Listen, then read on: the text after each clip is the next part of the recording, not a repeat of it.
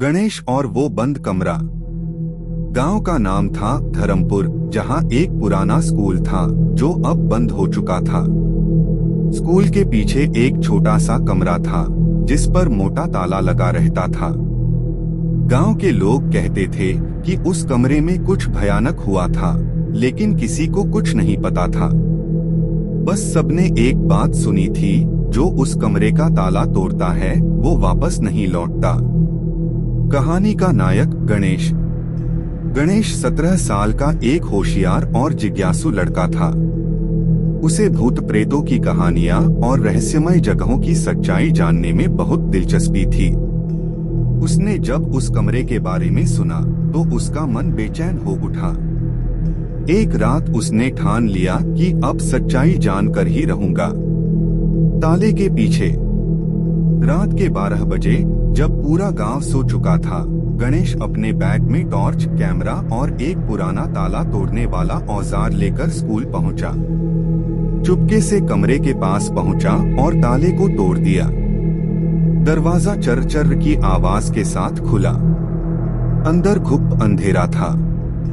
जैसे ही गणेश ने टॉर्च जलाया, दीवारों पर अजीब चित्र उभर आए, चीखते चेहरे, खून से भरे हाथ और एक कोने में बनी एक लड़की की तस्वीर।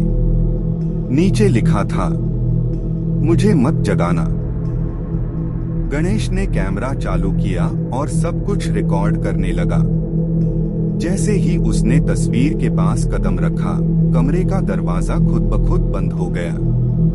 घटना शुरू हुई। हवा चलनी बंद हो गई।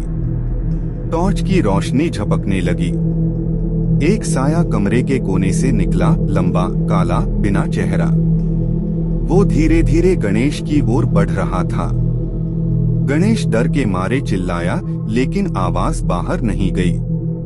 तभी दीवारों से खून टपकने लगा और कमरे की छत पर लिखा था, अब तू भी मेरे साथ रहेगा।